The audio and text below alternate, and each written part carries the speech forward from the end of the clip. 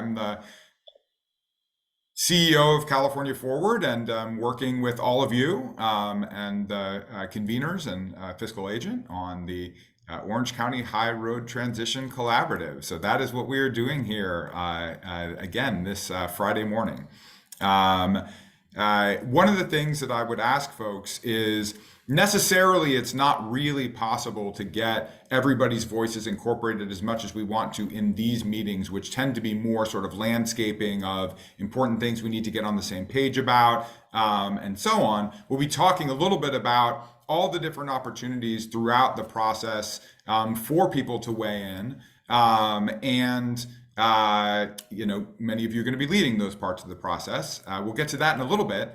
But in service of incorporating voices, we are adding a public comment section to these convenings every other Friday, or whenever we end up having them. So yes, everybody, please introduce yourself in the chat. And do we have anybody that would like to provide public comment? For the most part, this is going to be folks kind of outside the HRTC, and we can elevate you to speak if you would like to.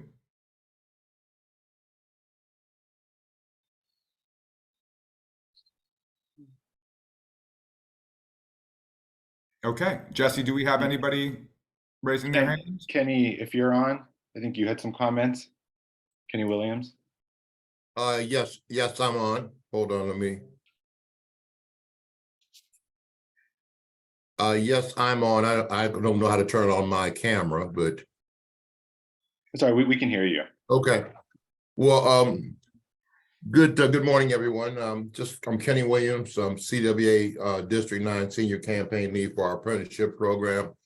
And also at the end, at the very end, I think I'm on the agenda to just go over some slides about the digital divide and about the middle mile, last mile agendas that are going on in California. $6 billion between now and 2026, 3.5 for the middle mile, 2 billion for the last mile. And there's some very serious digital equity issues, especially in the last mile. That's where the digital equity issues will arise. And there's also some issues in terms of how the middle mile, the 10,000 miles, 5,000 miles of that is going to be given to some of the larger companies that already have dark fiber. So I just wanted to make some comments about that. This will be an issue that will affect everyone on this call will have somebody that is affected by this if we don't have true digital equity and also provide jobs that are going to provide folks with a path to the middle class instead of the subcontractors to the subcontractors from out of state are doing unsafe and subpar work. And then when the money is spent and the work is not done correctly, or the fiber is not spliced correctly, then you're going to have a $6 billion investment and you will not get a $6 billion return on that investment. So that is really kind of where what we're doing at the state, local, and the federal level is to try to put labor language in here and to try to be sure that in the communities where it's needed, folks get the fiber, which is the true 21st century communication, and also that folks in underserved neighborhoods get a chance to get these, not just jobs, but to get careers. I don't know how long I have, but that's kind of the basis of what I have, and I can elaborate. I got about 30 slides, but I can do it in about 5 slides at the very end. But thank you for the time. I appreciate it. Appreciate it. Looking forward to getting more information from you in our research deep dive. Okay. Wanted to do, as I mentioned, just a little bit of landscaping of where we are in the process. Because, the process has a number of different phases. It's going, it goes relatively quickly. And some of you are familiar with it. For some of you, it'll be good to reground in it. And some of you are new to all of this. And you'll be sort of seeing this for the first time. So Jesse, is it possible to put up the slide with the different phases of the process? And that'll help us, kind of ground us in where today fits into all of that. So this is, and we'll share this out, but we are in essentially the data phase of this process. This includes both these meetings that we're doing here, also the stakeholder affinity groups. These groups end up being important in all the different phases of the process. But I think the key thing is that the reason that you're seeing a number of sort of data and research and those kinds of proposals today is because we're really making sure that we have a shared knowledge set, a shared understanding of the main factors impacting the economy, the environment, equity in Orange County. So after the sort of data phase, we'll be moving into the strategies phase. And one of the things that's really important is that, as we are moving into these strategies, we're going to be doing extensive outreach and engagement in the community. Jesse will be talking a little bit more a little later in the agenda about some of the work there, the RFP that's been released for outreach and engagement. But it's really in the fall that we're going to be developing this regional plan and the strategies that will be the basis for our eventually at the end of this year and then through the first half of the next year, drafting the implementation proposals, which is basically the money that we're going to be asking for various different projects. So basically research, outreach and engagement, developing the strategies, which is really kind of the framework, the regional plan, and then drilling down into particular asks for the state. So just wanted to landscape that for you folks so you knew where we were at. Any quick questions about the process?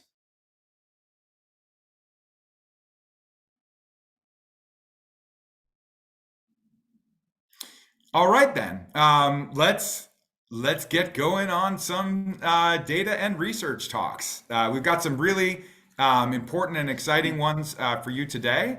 And we're going to start out looking at equitable post-secondary outcomes. So Sujin, I don't know if you're going to be the presenter, but so glad to have the team from California Competes here. So I will hand it over to you.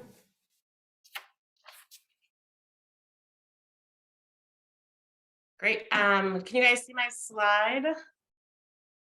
All right, thumbs up. Perfect. All right, so I hope everyone has the slides. There are like 20 something slides.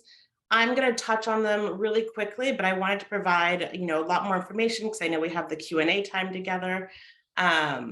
So let's jump in. So I'm going to talk about the role of higher education, workforce development, the importance of alignment and advancing Orange County's economy. All right, so first you might be wondering, who is California Competes? So we are California Competes. Our full name is California Competes Higher Education for a Strong Economy. I say that because there is now a tax credit with the same name. We are not related to the tax credit. We are a nonpartisan higher education, policy research, and advocacy org. And as you can see here, we believe that higher education is both a vaccine and an antidote against economic stagnation and social stratification for the California resident, for the communities, and for the state's economy as a whole. And today, this morning, what I'm going to talk about four main things. What are the state's goals for higher education? What does opportunity look like in Orange County? What's going on in higher education over time, and then what are California residents saying that they want from higher education, and then what do we know from research around what works? So first, what are our goals for higher education? So California, unlike almost every other state in our country, does not have an entity that oversees higher education, that makes a statewide plan and sets statewide goals. The sort of best we have right now is what the governor has put out via the budget. And Governor Newsom has set a goal of a 70% post-secondary attainment rate, and that includes long-term credentials, so like 1 year or more and up, associate's degrees, bachelor's degrees, et cetera. So 70% of Californians will have at least a long-term credential. And this is by 2030. Well, where are we today? Right now, about 52% of Californians are, sort of at that level of attainment. And in Orange County, it's about 58%. So how does one get to those goals? That's an open question.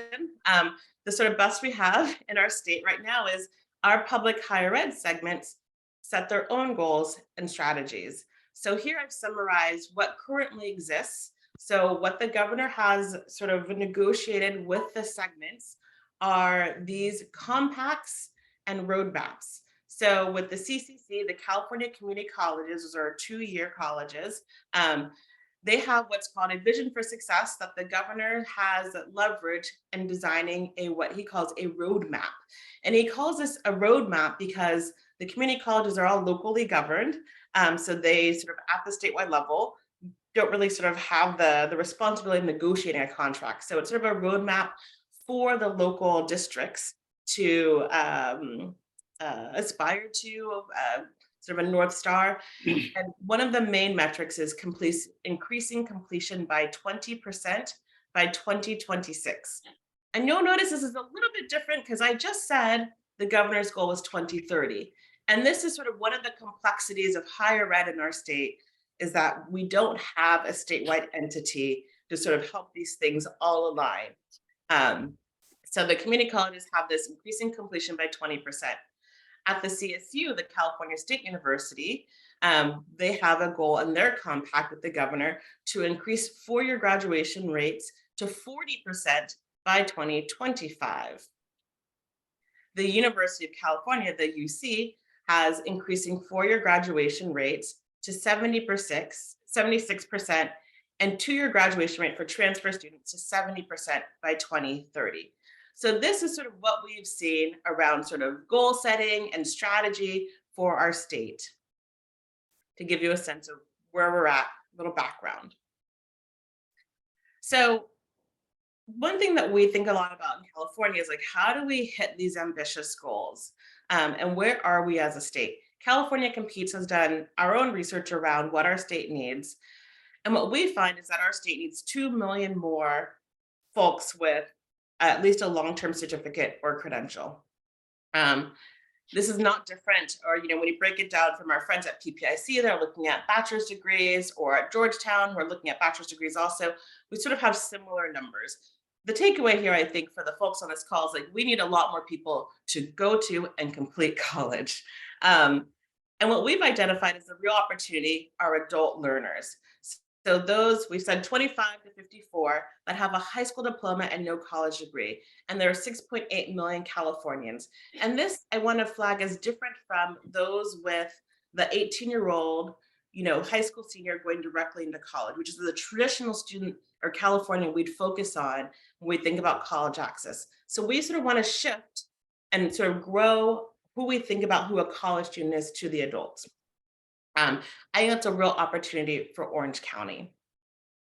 So when we begin to dig in around what does opportunity look like in our state and what does it look like in Orange County in particular, we built a dashboard. And so what I'm going to do now is I'm going to take us from the slides, hopefully, into our actual dashboard. So I'm going to switch us from, I'm going to stop the share and I'm going to share it to my computer browser. And I'm going to put in chat for everyone. Let's see. That's a link to our dashboard where we have mapped opportunity across our state. Give me a moment, share screen. That's what I want. Right. Can everyone now see the California Competes website? Great. So if you just go to our webpage, the top right corner, there's this interactive map button. And if you click there, this is our post-secondary to prosperity dashboard. And we built this because it was so hard to find sort of foundational information around what's going on for Californians, broken down by region, broken down by county. And so in this data set, we've merged something like 12 data sets, public and private, to paint sort of a comprehensive and accessible picture of opportunity across our state. So on this, the main page, we've just highlighted a few key stats. I will, for example, let's look at the percent of high school graduates that go on to college. So statewide, it's 64.8%. If you click on this, you get a heat map and you can see how different opportunities across the state, with the darker regions, largely sort of along the coast, high school students are much more likely to go to college. Let's just zoom in on Orange County.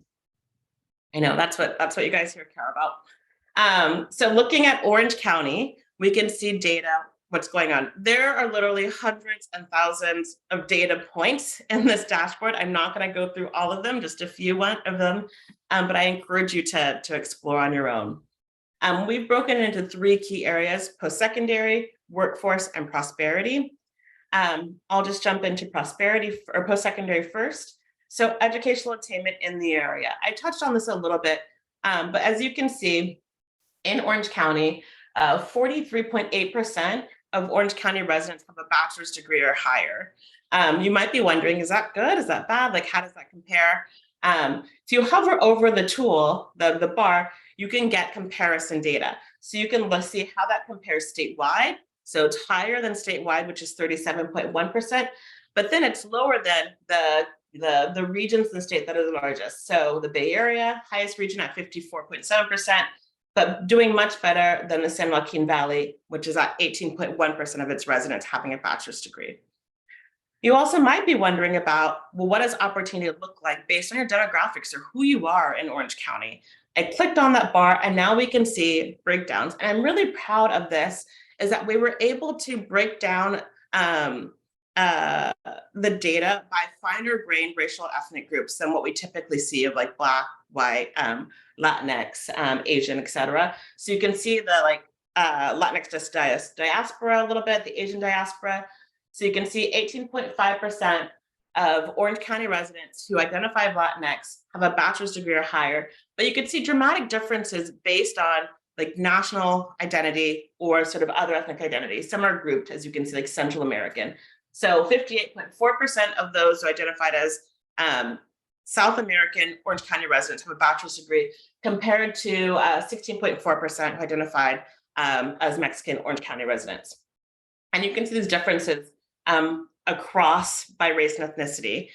We're also able to disaggregate, sort of look at sort of intersectional identities of race and gender. So you can see gender differences. We could see by income, and you could see by parenting status. And this is one thing that we've really focused on, is opportunity for residents who have children. So most Californians who do not have a degree have a dependent child. So I think as we think about opportunities via higher education, we have to think about what makes it possible for someone with a dependent child to pursue further education. And those are really big barriers, namely how expensive and hard it is to find childcare. So I encourage you to look at the dashboard some more. So we have data around workforce, around employment, and prosperity. So quality of life measures. So looking at housing affordability, student loan holding, who has health insurance, access to essential businesses, et cetera. And I'm happy to, of course, take more questions on that. Great. Yeah, there are some really fantastic questions in the chat. We'll probably have more time for questions during the research deep dive. But maybe you could just kind of quickly address some of the questions you did mention. You have it by age, there was a question about 4-year degrees, whether those have to be accomplished within 4 years, or whether that's just the 4-year degree, no matter how much time it takes to accomplish it. Yeah, so good question. So when I say, I'm not sure which question. So for the goals, we highlighted for the UC and CSU, getting a bachelor's degree in 4 years, so the 4-year degree attainment. So that's been a priority because students are taking longer and longer to complete a bachelor's degree. So lots of times we're looking at 6-year degree completion rates. But as you can imagine, if you're thinking about the role of the state, like if you could get a student out in 4 years, you freed up that spot and that cost for that 2 years. You can like sort of cut the cost in time and money by 50%, because most of the CSU and UC students are going full time. So there's been a real push to sort of get students to complete on time. And then the other question about by age. So I feel like in some places we do have it broken down by age. If there are specific questions about some metrics, we could probably go back and run some analysis too. So let us know. And I forgot to flag when I was showing the dashboard. We also have it where you could download the data and then also save specific charts, like in a shopping cart, so you can sort of like shop for data and then send people direct links to specific data points. I'm happy to jump back into that in the Q&A also. Cool. Yeah, when we get to the Q&A, there were some questions about disaggregation by ethnicity and so on, but we're going to move forward with the presentations here. And since now we have a critical mass of all of you, I'm going to loop back to item 3. So in addition to some of the presentations this morning, we do have one more group that we are bringing up for consideration for membership in the HRTC. As we've noted, we're almost there. Really the only sort of major additional category of folks that we're going to be adding to this group are residents of disinvested communities. But we are wanting to round out just a couple of the stakeholder groups. And so I wanted to bring up for consideration adding Dennis Arp from the Citizens Climate Lobby. So do I have a movement for that?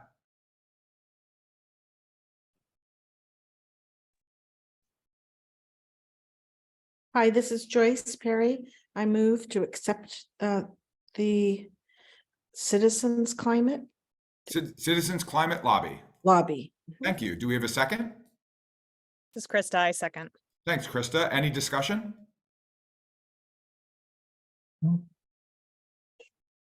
All right, all in favor? Aye. Aye. Aye. Aye. Any Aye. opposed?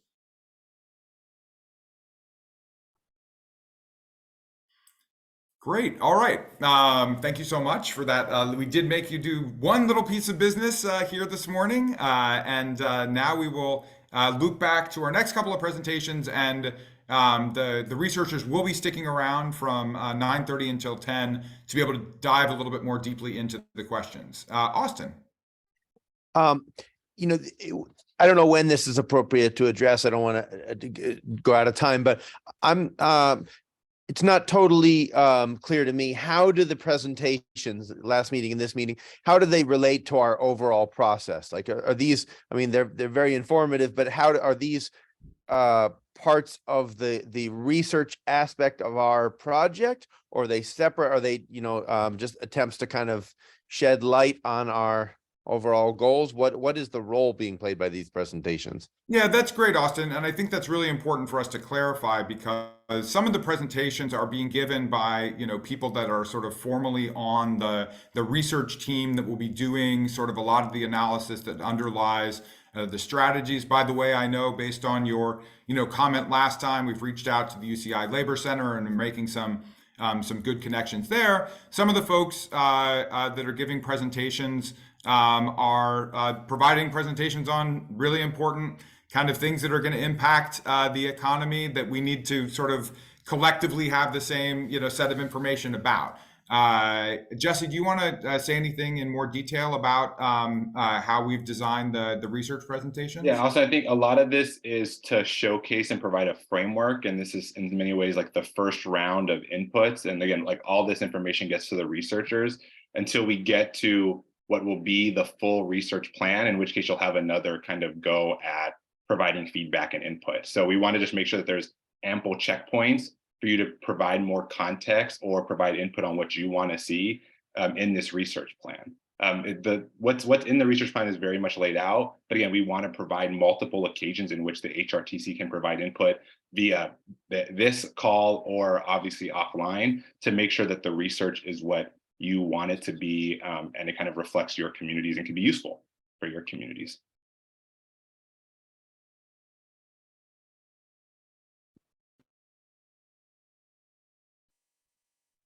Not Tracy.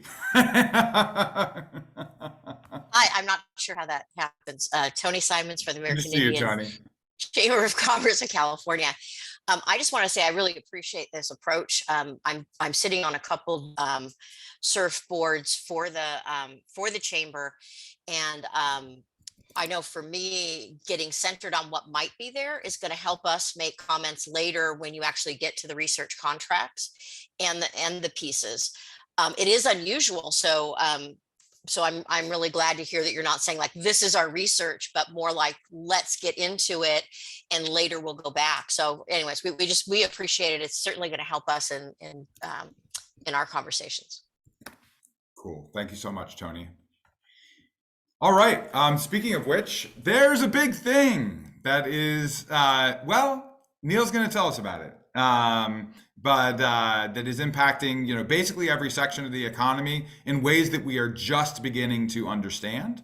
But Neil is from UCI. But before we do that, before we turn to Neil, let me just make sure to get Anna in. Hi, thank you. Yes, just to see if I understood the comment from Jesse about there will be multiple opportunities to provide feedback. So does that mean it's important to have our questions and comments, everything that like we are reacting to or, wondering about with the research presentations now, all of that's being captured? Is that what you would say as and then we might have a second round of reviewing the research again with some of the added questions and insights that arose? Will there be that opportunity? Yes, Anna, 100%. So again, hopefully all of their questions in the chat, and next time we'll have a Q&A function to make it cleaner, can get answered during the research deep dive. Then absolutely, if you look at the timeline, all of this will kind of be brought together for full review. And of course, as I said, please reach out in the interim. These questions will be shared with the researchers, but of course, contact us to try to get more questions or provide more context to some of these things. So again, this is just to provide a platform for everybody, but like everyone, by all means, reach out to us as you dive deeper into the research, and we can try to get more answers for you. Okay, great. Thank you. All right, over to you, Neil. All right, thanks. Let me just share my screen here. So we know that the rapid rise of emerging technology, particularly AI and generative AI like ChatGPT, is changing the equation on a lot of things. So I want to kind of really spend this time to frame the challenge that we face, because the change is already here. And in some cases, like generative AI, that's actually been around for 9 years. It just reached this inflection point where it's real and everyone can actually use it.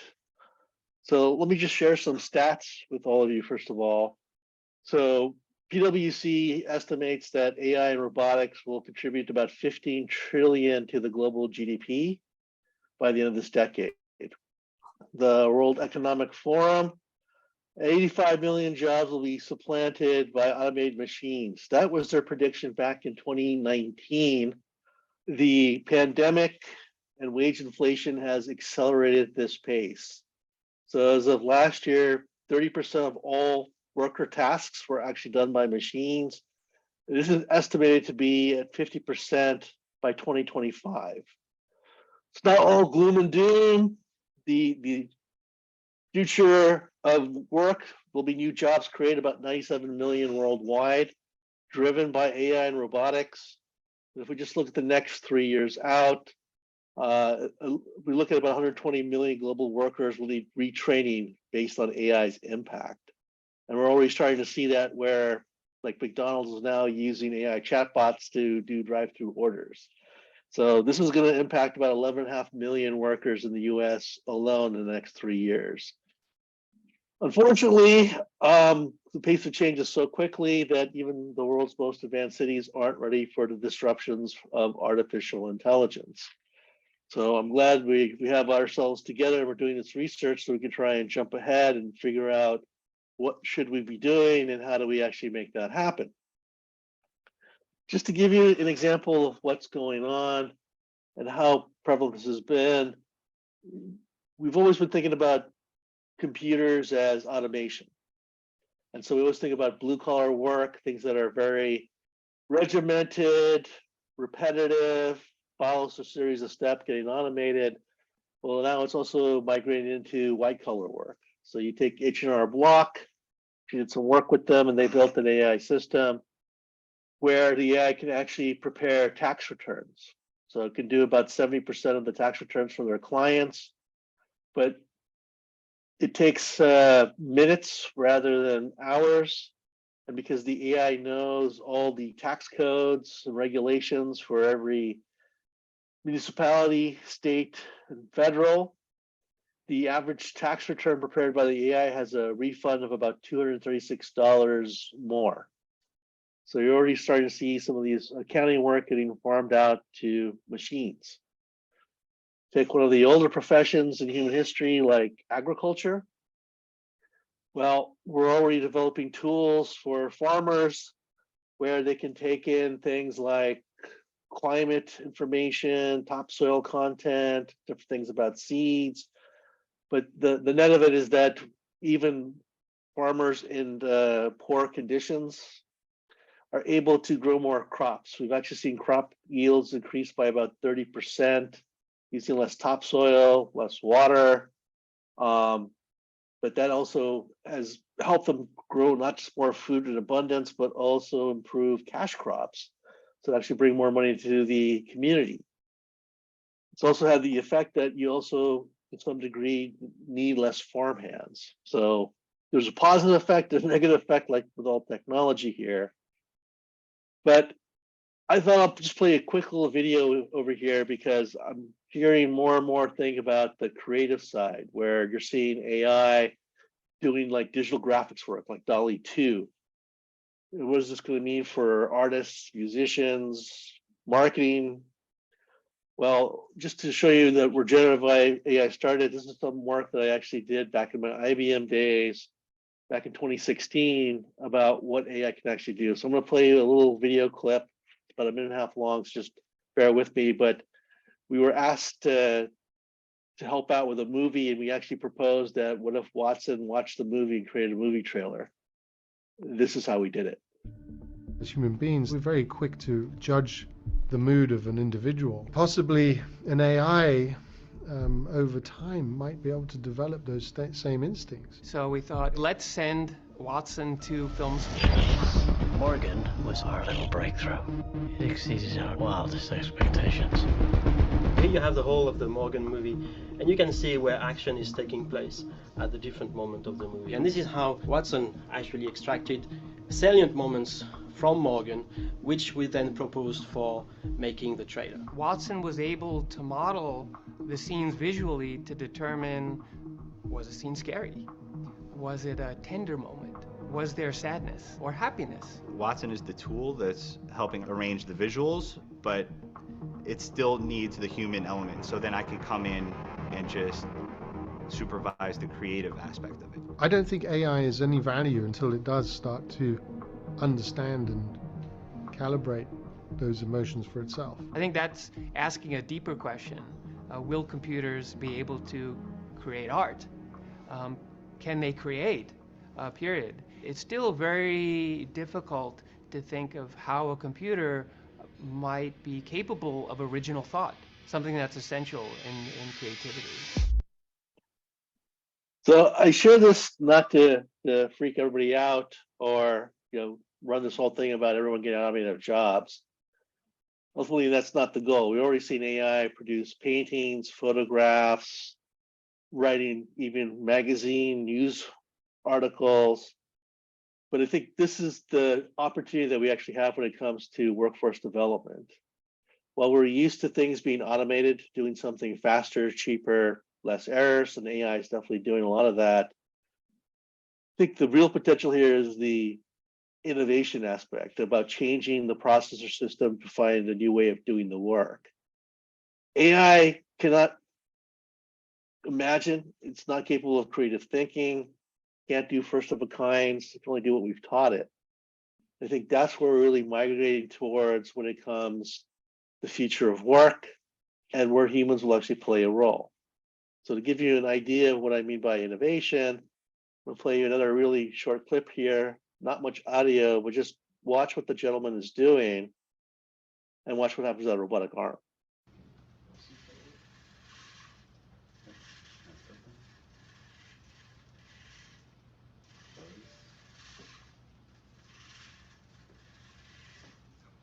You want to see? We'll do some research. Sure. You probably noticed that somehow he's controlling that with his mind, and he kind of is. This is not Elon Musk's Neuralink. We did not drill a hole into his head and put a chip in there and decode his brainwaves. Again, the truth is we don't understand how the brain works to be able to do that. But this is where we're actually trending towards. I know a lot of people look at this technology and they expect the technologists to figure out what should be done and build the tools and help everybody else out. But that's not really how AI works, because of the training. And while there are some smart technologists out there, they don't know the pain points of like a doctor or a lawyer or an accountant or a marketer. So the new real trend, the real use of these tools is coming from domain experts. And so this particular video, even though we didn't drill a hole in his head, it was really doctors and clinical researchers that helped us understand that if you lose a limb or you're born without one, the brain still sends signals to that stump. But that signal triggers a process in our body. And so if you look above his right elbow, you see this little black band. It's an IoT sensor array, and it's designed to pick up muscle and tendon motion. That we can teach what an AI, what these things mean. And so when he thinks about like making a fist or doing a high five or grabbing a cup of coffee and bringing it to his mouth, the IoT sensor array captures that information, the AI translates it into the robotic arm. And that's how we were actually able to restore some level of mobility. But this is very much a partnership between domain or business with IT, but really led by the domain experts and the business folks to make this happen. And so this is really what we're looking towards when we talk about the future of work, is this new model of working, especially with technology. The days of we're going to do an IT project, I'm going to give you some requirements, they're going to go off, do their design, their build, their test, and come back with something, are gone. That's not how AI really works, and that's how we really leverage the tool set.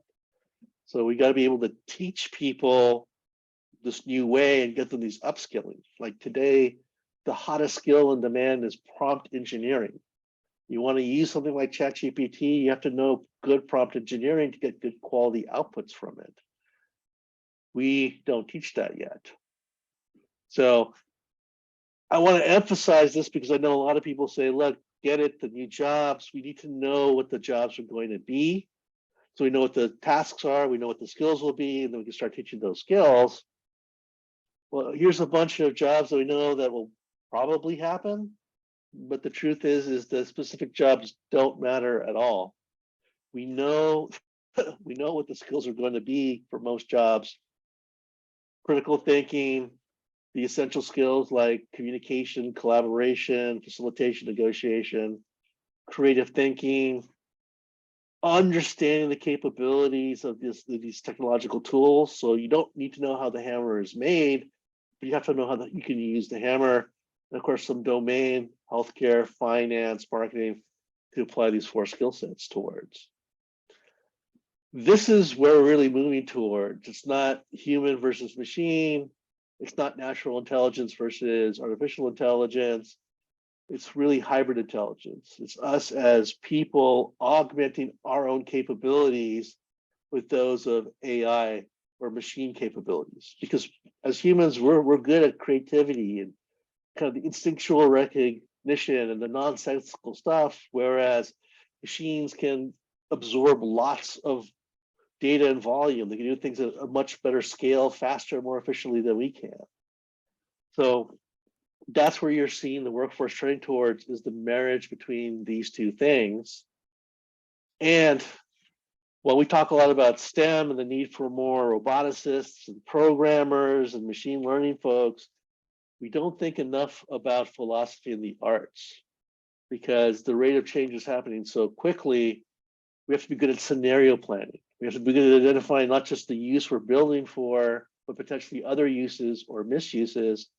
And we have to think about kind of the experience and the wrapper and how do we motivate people and all this stuff. That's really where the arts actually come into. And so surprisingly, with the acceleration of AI, we're finding a dearth or a severe lack of people skilled in philosophy and arts to meet this need. So that's my little primer about the challenge that we're facing as you see the advancement of AI and robotics.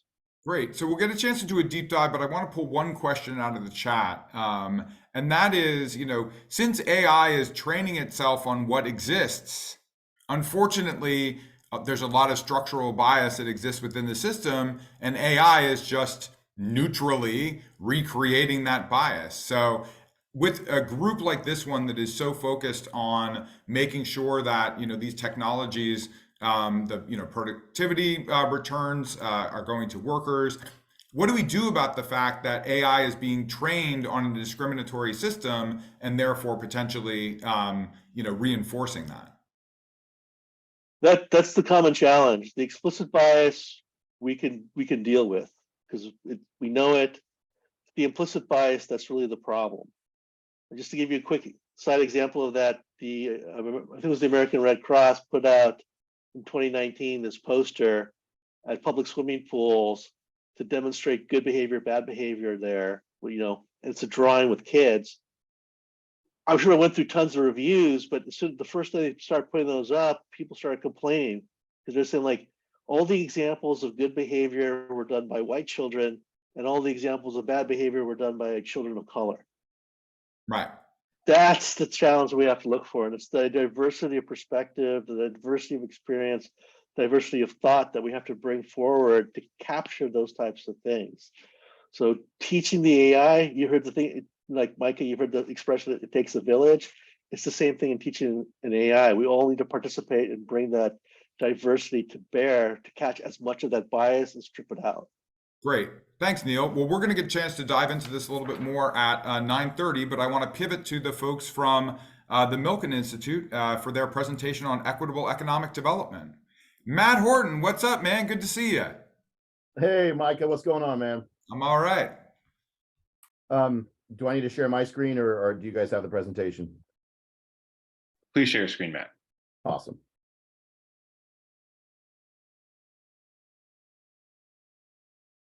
We're all seeing that? Yeah. Thumbs Perfect. up. But you may, yeah. There we go. Perfect. So it's a real honor, a privilege to be here with you all today, and it's a great opportunity to dive in to explore a little bit more of some of the trends from an economic development on the ground that are at play in Orange County, and some of the things around the state and nation that are kind of informing what's going on. I think it's a great pivot from, looking at kind of the future of work and what's taking shape from a jobs that can be automated, probably will be. And what does that mean from an upstream investment in skills and infrastructure and talent development and coordination and governance.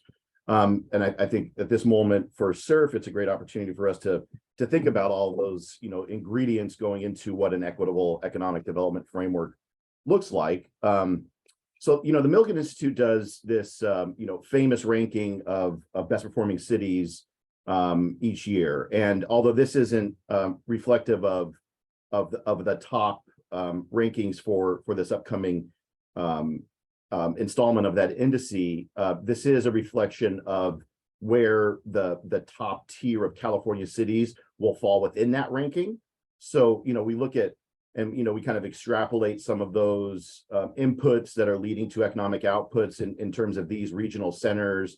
We see a lot of service industry, logistics in Riverside, biotech, Silicon Valley, software development up in Silicon Valley.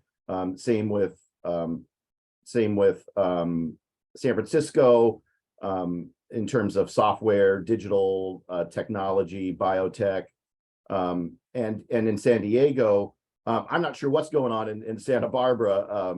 But, we look at, and I think we can be bolstered here a bit as we get a bit more into the weeds around what we're seeing in the MSA that we're currently focused on. I mean, this is the highest ranking, what we call Southern California, among the SCAG kind of region. And so, when we look at what's happening in the Anaheim, Santa Ana, Irvine area from a technology development, a small business incubation, from an industry concentration, it seems like a good opportunity for us to dive a bit more in there and see where investments can be made in a more precise, or interventions in a more precise manner that can lead to more equitable growth.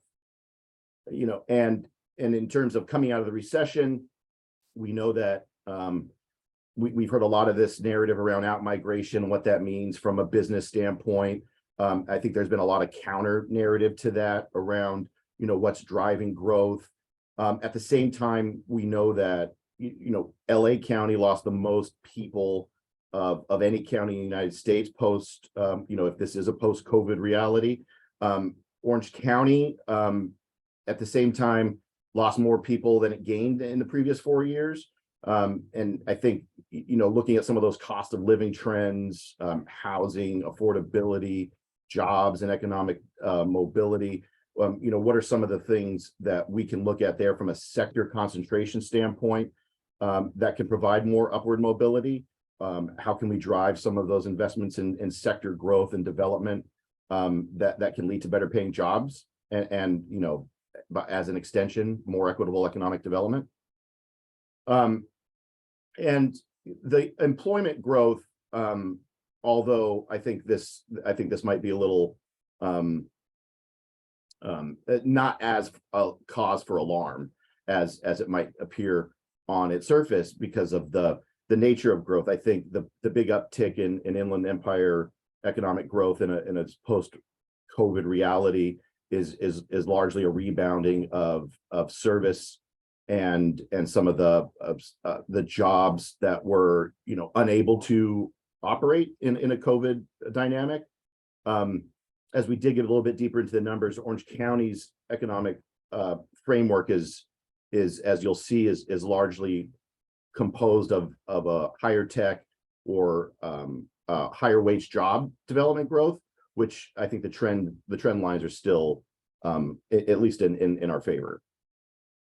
And this paints a little bit more of that picture in terms of, you know, we're losing ground in terms of low wage employment, and I think a little bit more concerning in that middle wage area, like the middle class is losing pace in Orange County, it seems, while high wage job growth and the gap between the low wages is growing larger. And you know, we break this down into the demographics. I think, you know, sadly, this narrative is repeated across the state, and you know, maybe you know, more largely around the nation in terms of, you know, who, you know, Black and brown, American Indian, and other indigenous populations, and who has access to higher paid jobs, who has access to more economic mobility. Where and a question for SURF is, and any kind of SURF investment scenario, I think we'll have to address, you know, where do we make those kind of upstream investments in terms of talent growth, talent development, skills, you know, pivoting off of the last conversation, where are those jobs that are being automated or that can be automated? How do we create more career pathways and make those kind of investments in jobs that people can do?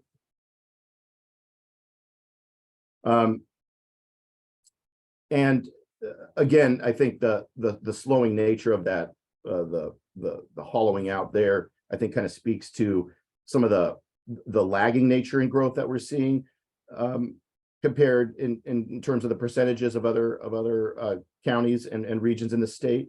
Again, I'm not sure if this is cause for alarm, but just reflective of the businesses and economic activity that's in the region, which again tend to offer more opportunity and higher wages. And I think this gets a bit more into some of the strengths as a sector composition. So when we look at, you know, a comparative analysis across the state, across other regions, you know, Orange County does, and this MSA in particular, you know, the sectors in terms of manufacturing, healthcare, and other types of professional services tend to be more highly concentrated in Orange County, especially in life sciences, which you know, Arizona has a very in particular, I just got back from Phoenix and they gave us this nice big presentation of all the investments that's going in there in terms of life sciences and how the campuses and ASU is all involved there. I think UC Irvine especially can play a very similar role in concentrating a lot of those R&D and spillover effects in the region. For an example, as a kind of a sector orientation around growth.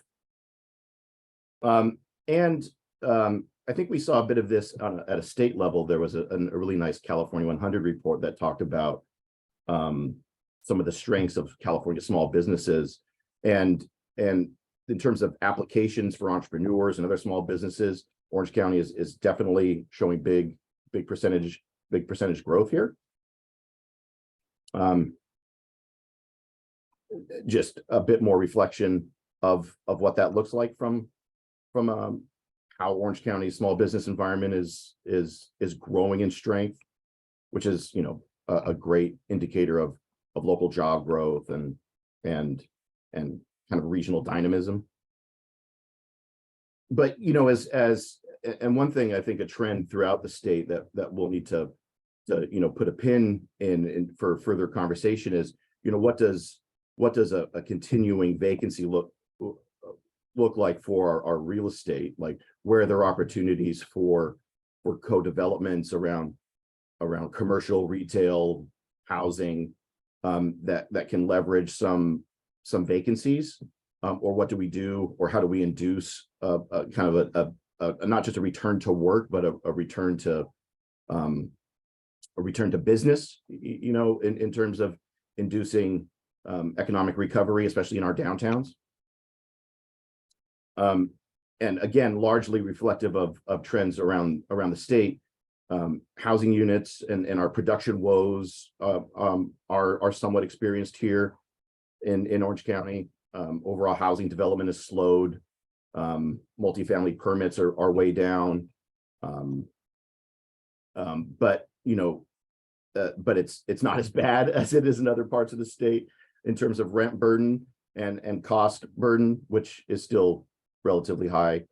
And again, renters of color experience the most challenges, which, you know, is largely reflective of some of the inequities in housing and production and capital access and long-term redlining scenarios that are kind of woven into the system. But, you know, as we move out of this kind of reflective period of where our assets are, of what kind of conditions are driving growth, we have to acknowledge that this is a big moment of federal spending opportunity for the region to harness. You know, the billions and billions of dollars that have been programmed through the IIJA, which is the Bipartisan Infrastructure Bill, and the Inflation Reduction Act, is really a moment for the nation and regions across the nation to reflect on in reindustrialization. What does that look like for us in terms of renewable energy opportunities? What is our ecosystem composed of? Where are the land opportunities in the region? How does innovation play a role in driving growth in Orange County?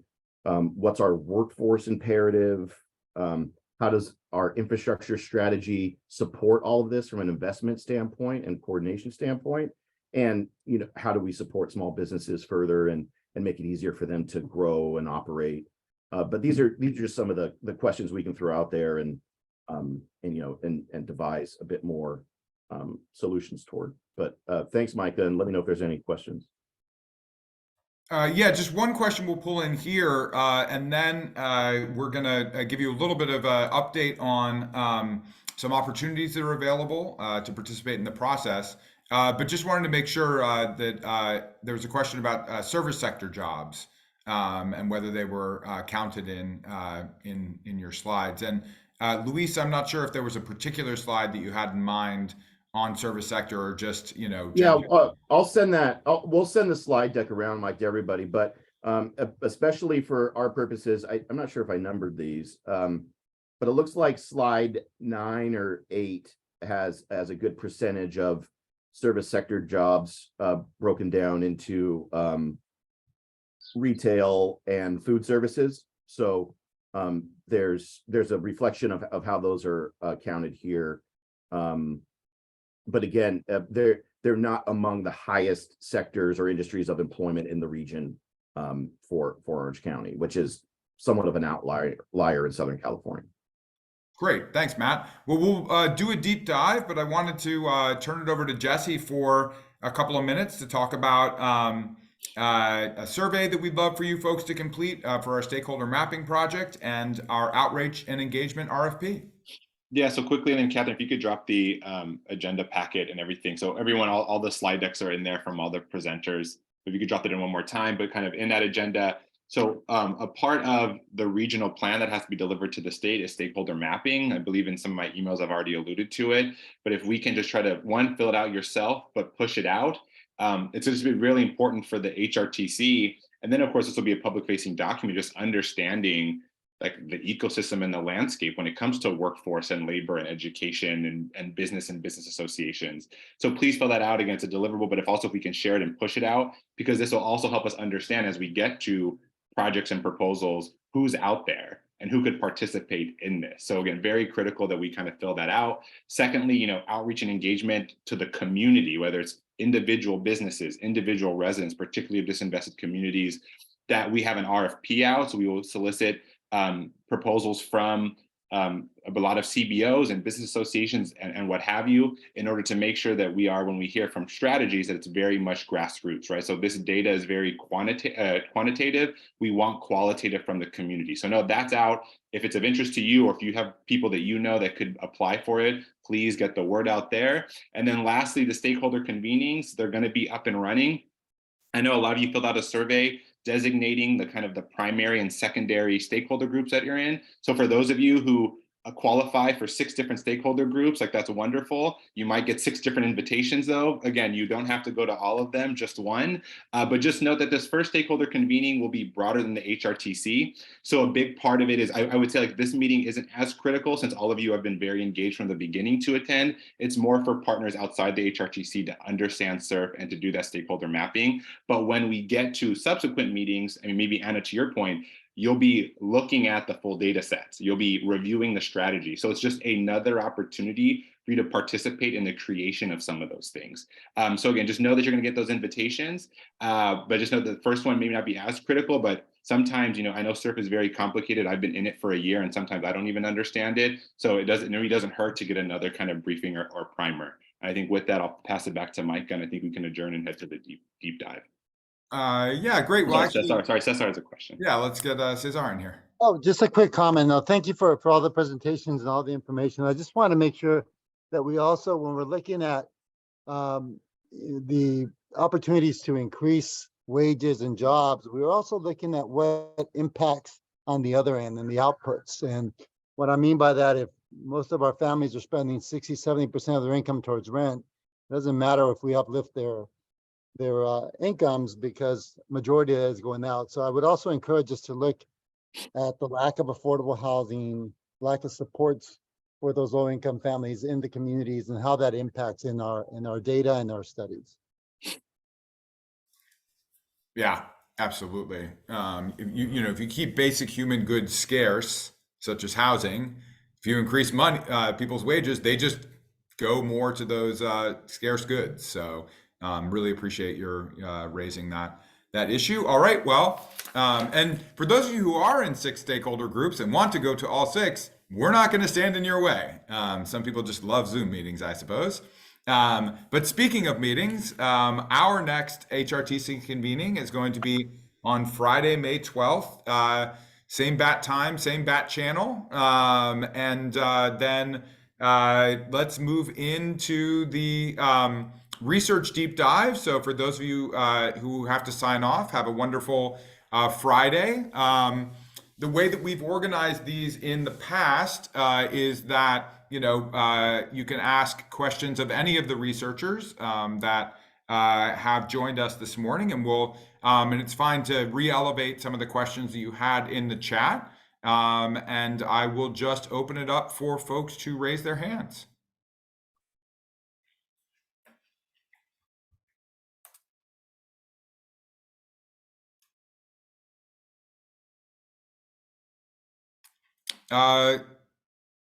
Tony. I think one thing that would be helpful is if the people that gave the presentations maybe give us 2 to 3 bullet points that if we missed everything else that they said, what were they hoping that they conveyed to us? Yeah, no, that's great.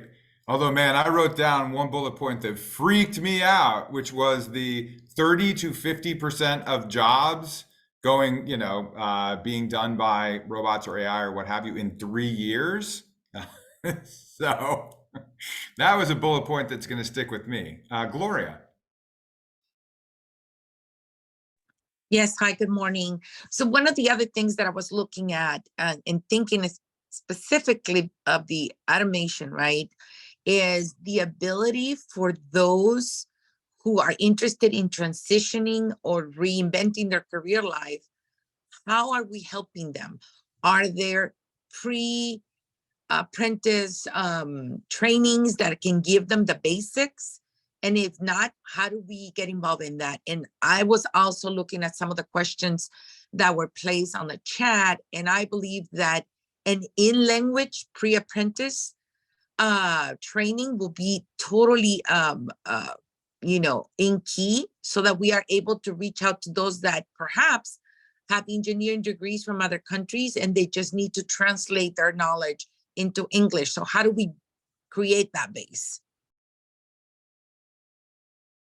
Yeah, that's essential. I mean, this is a massive worker retraining program, and that may be one of the things that we would choose to focus on in our implementation proposals. Not to that point in the process yet, but let me get. Is it Eli? Yeah, it's Ellie. Ellie. Okay, we'll get Ellie, and then I want to, and then we'll turn to our equity inclusiveness map. But I want to get you in here first. Yeah, I just wanted to do, it's a comment and possibly a question for down the line. I really appreciate the education presentation that was shared. I think I don't know exactly the state's plans, and I think I posed a question specifically for the non-traditional learner. I know that sometimes when plans are created for post-secondary education, there are criteria for the type of individuals that fit closer to how to actually make that plan happen. There's a big segment of the population, and I know it exists in Orange County, of young people, whether it be their high school or even post-high school, who many times, or in that age range, who are many times neither working nor in school. And I'm just hoping that when we design the equity plan, and let's say we consider putting into the plan post-secondary education goals, that we include the segment of the population that many times gets even forgotten within those goals. Because there are, in the high school setting, there are already some of the push-out population, some of the populations that are just not included in any particular pathway to post-secondary education. And many times they're pushed into the margins. We find a lot of those students in continuation schools, or we just find them nowhere. They're neither working nor in school. And so I think that could be a question as well on if there are any goals in the state, particularly for that population, and not just a general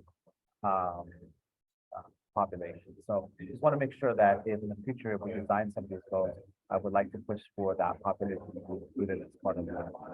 Great, thanks, Ellie. Sujin, do you want to speak to that a little bit? How that fits into the broader analysis that you folks do?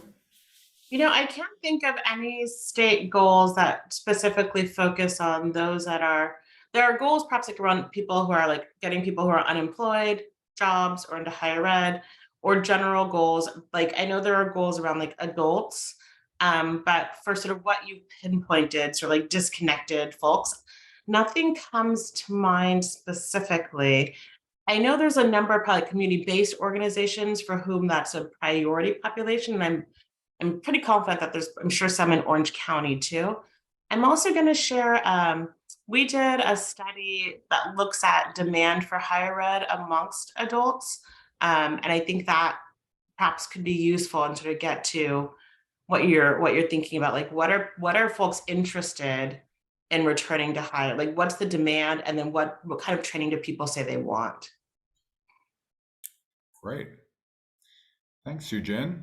All right. Well, one of the things we're going to be doing in this research deep dive is actually bringing back one of our researchers from an earlier session with more specificity and data around our equity and inclusiveness map. So I will turn it over to the folks at Mapping Black California to provide that with to us. Thanks so much, Micah. Alex is going to share her screen and pull up the map, and then we'll get started. It's a pleasure to be back again. All right, well, good morning, everyone. So this equity and inclusiveness in Orange County map is a continuation of the work we've been doing, getting a spatialized overview of the communities in Orange County and how they're faring, the challenges they face, where they're excelling and not excelling. So now that we have a foundational understanding of how Orange County's disinvested communities are defined and where they are located, this map on equity and inclusiveness begins with this layer as our starting point. While the extended definition of disinvested communities layer spatially orients the equity and inclusive map, outlining where communities of color reside, additional layers in this map more closely examine not only where communities of color are suffering, surviving, and thriving, but also who specifically.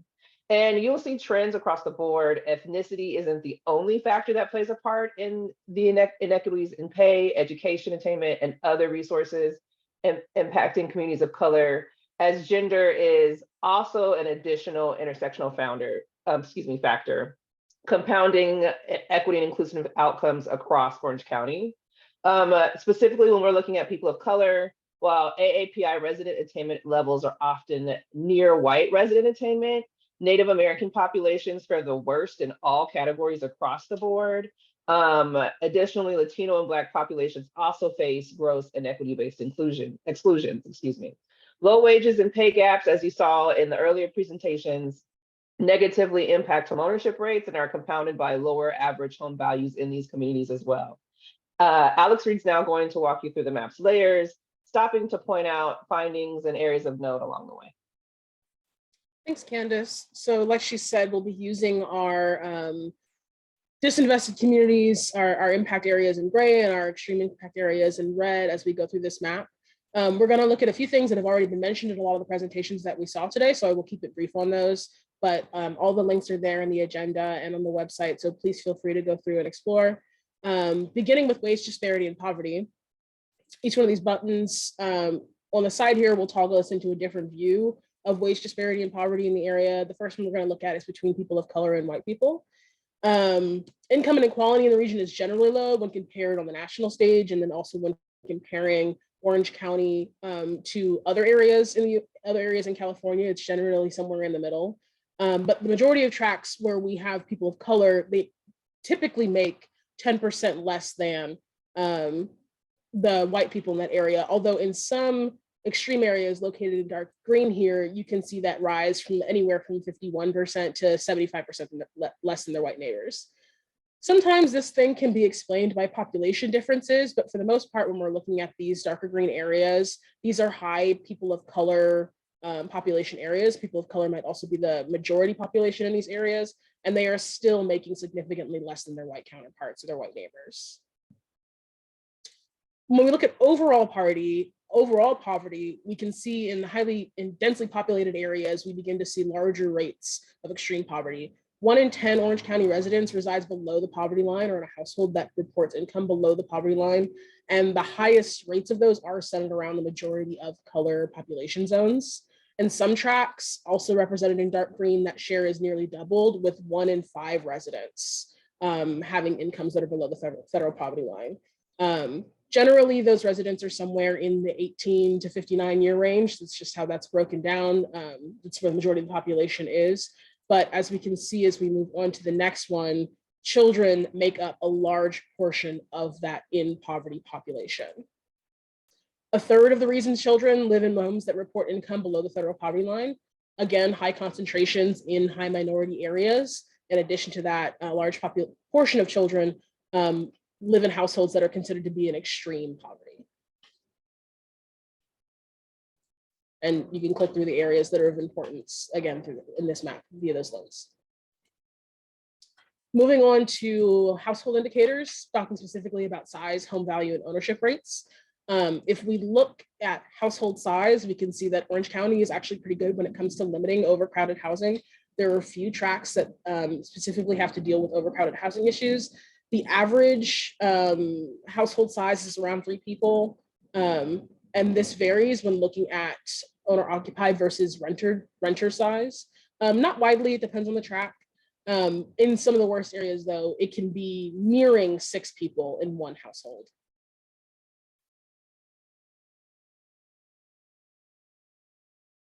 If we look at rental clusters in this area, this map in particular, we just have reversed our impact targeting areas.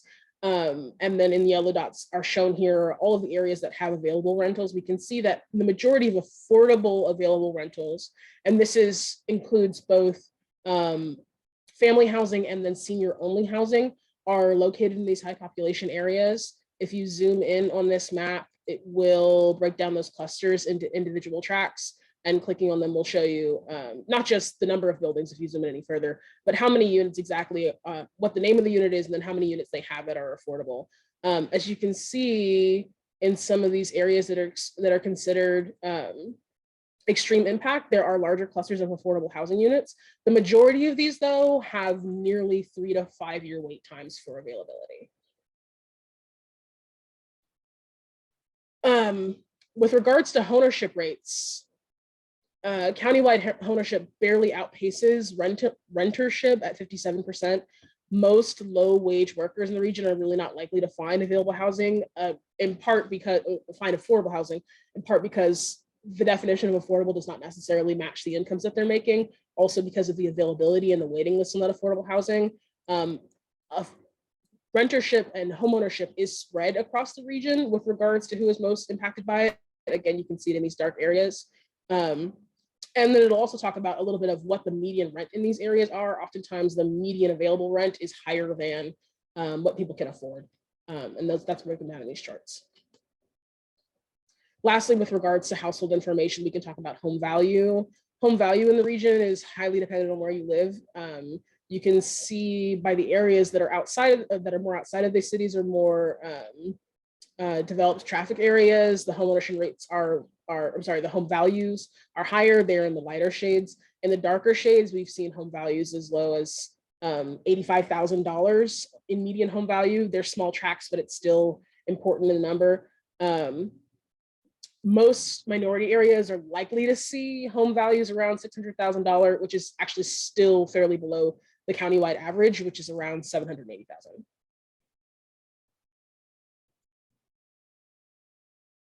With regards to educational attainment, we just saw an amazing presentation on that, so I'm going to keep it brief.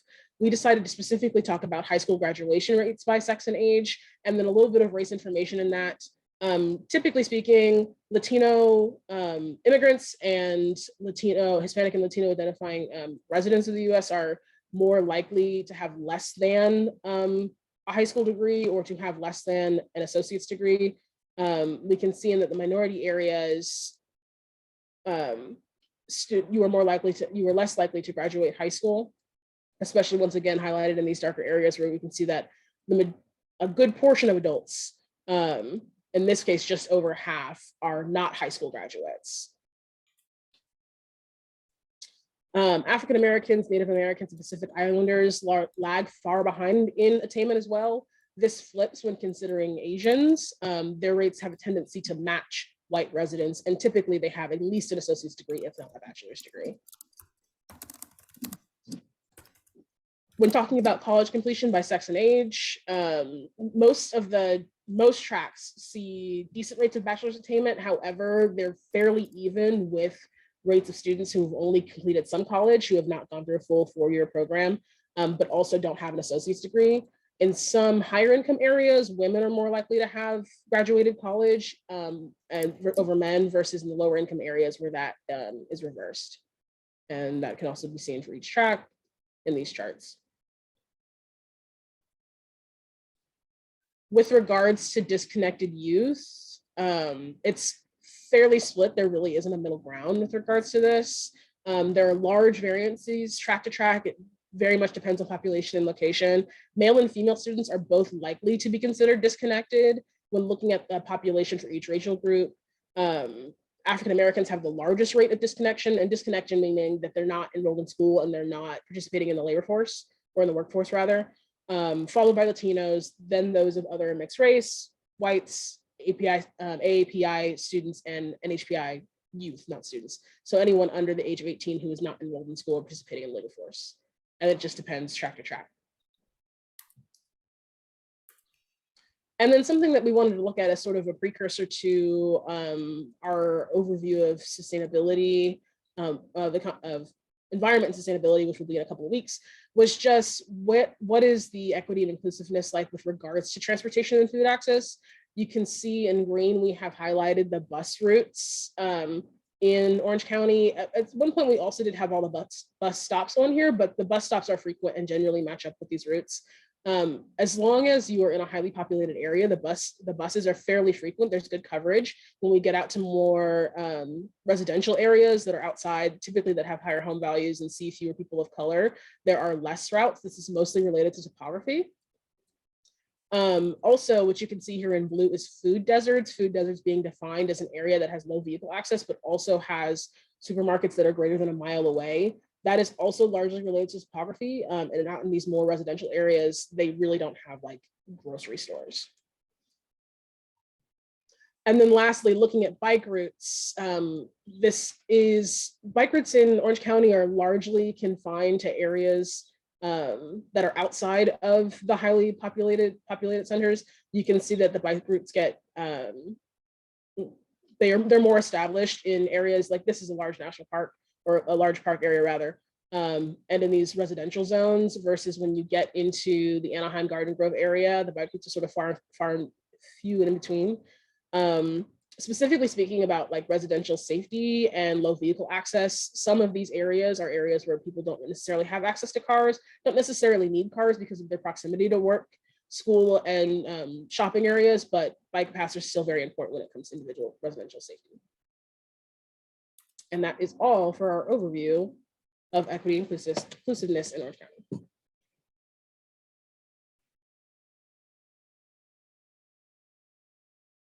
All right, so we have a couple of questions in the chat, and this actually came up in a number of areas, including the material presented by California Competes, and that is the challenges around disaggregation, right? Raised up of API having over 35 subgroups. And then there's also kind of the broader question, which is, this is actually pretty granular data. Like this is fantastic. Thank you so much for the presentation, getting down to, very, concrete level, but there's another level, which is really the experience of the, individuals living in these communities. And that's a big part of what we're going to be doing during outreach and engagement. Alex, Candace, or others, I would love for you to talk about how you're thinking about connecting, these quantitative data with the sort of qualitative data that we'll be, receiving from outreach and engagement, and how you see this kind of research teeing up the, strategies and, the other work that we'll be doing here through this process. Well, we often view it as a marriage and an equilibrium between the two.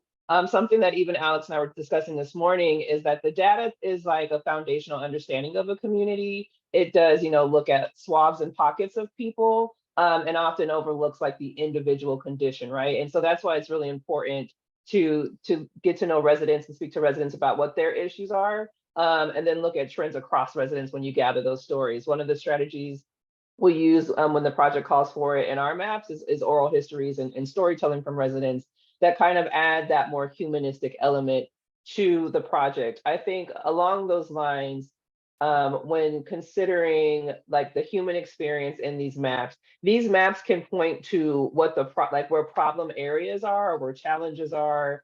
They don't necessarily explain what some of the, how do I word this? They don't necessarily explain what some of those trials the individual faces, right? So when looking at it, you can say, okay, educational attainment is this issue, or food is this issue. When speaking to a resident, then you kind of know the processes that they have to go through then to resolve those challenges for themselves. And that's where you kind of can begin to establish what a potential solution can be, right?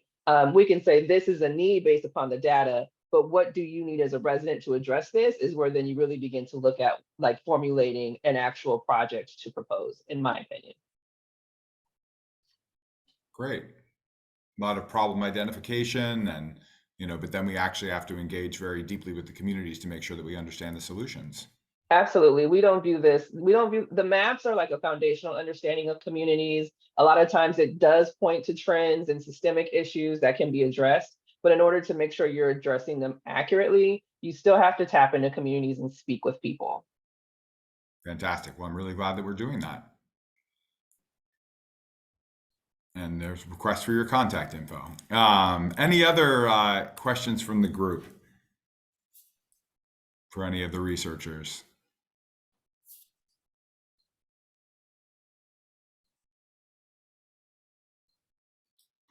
Tony. I put some data requests in the chat.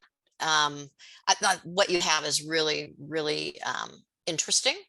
But I know that when we start to have our discussions with people that have chosen to join the Native American group, that'd be helpful to know if we are seeing disparities or at least differences between all people in Orange County, people of color in Orange County, how that compares to the state. And so it would be really helpful to be able to pull that out. Because I think sometimes when you have conversations with people that have very long histories of their opinions being disregarded, sometimes they may think that's just how the world is and not even be able to identify like, oh, we just thought that's how that was. So I love your data, and I think your bus routes to food deserts, excellent. One of my questions was, could we see something on bus routes to work centers? Because at least in the town that I live in, it takes 3 buses to get to downtown where all the jobs are. And that's not really a reasonable commute for anybody that's got to be at work on time. So anyways, excellent work. I just put a couple comments in the chat.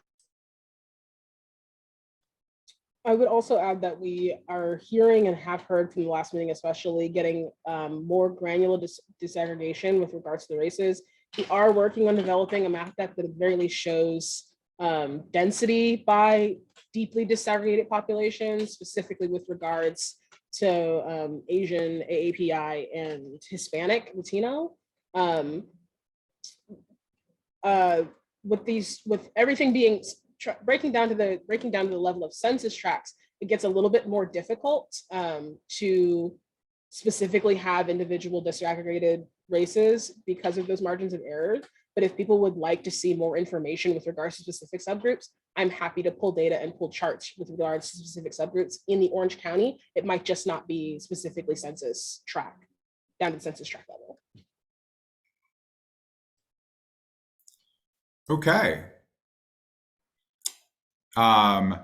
Well, if there aren't any more questions, we promised that we would wrap up with a little bit more information on one of the main tools that powers the current economy, and that is broadband. So we're going to pass it back over to you, Kenny, for the balance of our time, and then we'll sign off at 10.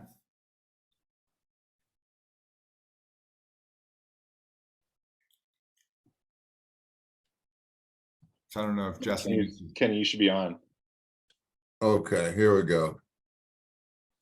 Okay, guys, I'll try to be brief since we're really short on time. Let me share my screen here. Can you guys see that? Not yet, Kenny. Okay, well, all right, here we go. Let's try it again one more time. Try it this way and this way. What about that? No, we can't. Okay, look, I'm just going to go really briefly. I put a lot of slides in because there's a lot of information here, but let me just kind of go down to the various slides. Digital equity and broadband policy is what we're going to talk about. I kind of want to just share with you some of the terms: basic cell service, fiber to the prem, fiber customers pass. That's very important because those are customers that get past that have no access to fiber. There's going to be a lot of terms about the miles. First mile, the greater internet. Middle mile is kind of the backbone. The last mile is where the digital redlining and the digital equity issues create. Imagine that if you have a 20-inch pipe going into a community with 1-inch pipes going to every home, and you increase that to a 200-inch pipe, but you still only have a 1-inch pipe going into each home, you have the same service that you had before. Nothing is going to change for you. And this is what is one of the dangers of what's going to happen as they develop these particular maps and as they develop service. I need to show you this just so you can understand the difference between the publicly switched network and this new broadband world that's coming into play. Before, one company owned everything. It was a monopoly. It was regulated state and federal. Carrier of last resort meant simply this, that you had to get service if you were the dominant carrier in the area, no matter if they lost money or not. You had to have service. You had to have lifelines for disabled and poor communities, so you would have service to call 911. It had to be repaired, and it was equal. Those of you who are old enough to remember dial tone was equal. Let me talk to you just a little bit about 4 kind of broadband. DSL is copper. All the companies are phasing that out, but it's an individual pipe. Cable is a shared pipe in the community, so more users on it, the lower it gets.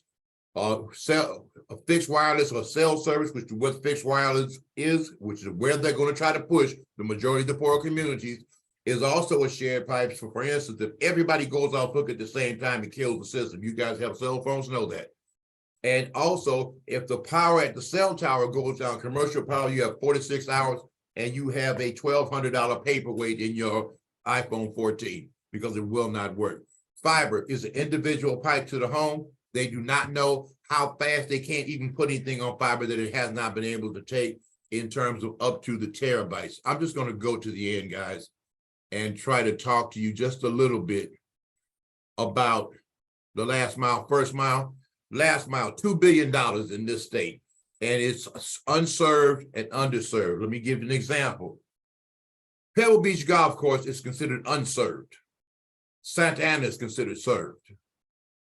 Montecito Golf Course is considered unserved. So they will get more money and more points in those areas than you will get in Santa Ana because of the model of 25 down and 3 up. What we're hoping to do is, what they're going to do is take a company, subcontract to a subcontract to a subcontractor to a subcontractor, past communities of color and underserved communities with the fiber. They'll have no access to it. They'll get fixed wireless because they're going to decommission the copper. They'll have one option. And then they'll take people from these communities, pay them sub-minimum wages, and give them a job and treat them as a disposable workforce. But there is another plan. You can put it where it's needed. You can put the service where it's needed. You can give those children, underserved communities that have aptitude, you can give them the access, because without access, you can't take advantage of any of the things we talk about. Healthcare, telehealth, you can't get. Education, you're not going to get. Public services, the jobs of the future, they will all be lost, and there will be digital wastelands created right here in Orange County if we don't get on top of this. And one more thing, this is a 4-year plan from the federal and state monies. To bridge the digital divide truly is going to take decades long to bridge it, because there are going to be people and communities that are going to be in worse shape or in the same shape they are, as they have communities with fiber that are going to have unlimited access, and folks will have no access. Businesses will come into communities where this infrastructure is there in terms of fiber, healthcare, as I said, telehealth. And I see my time is up. I'll stop there, but folks, the slide package is in there. You can reach me, and I'll be happy to talk to anybody on an individual basis. Thank you for your time. Thank you so much, Kenny. Really appreciate it. It's just so important, both from empowering different elements of the economy, but also just as an employer. So we appreciate your voice being a part of this process. Appreciate everybody's time this morning, and we'll look forward to seeing everybody on May 12th. Take care.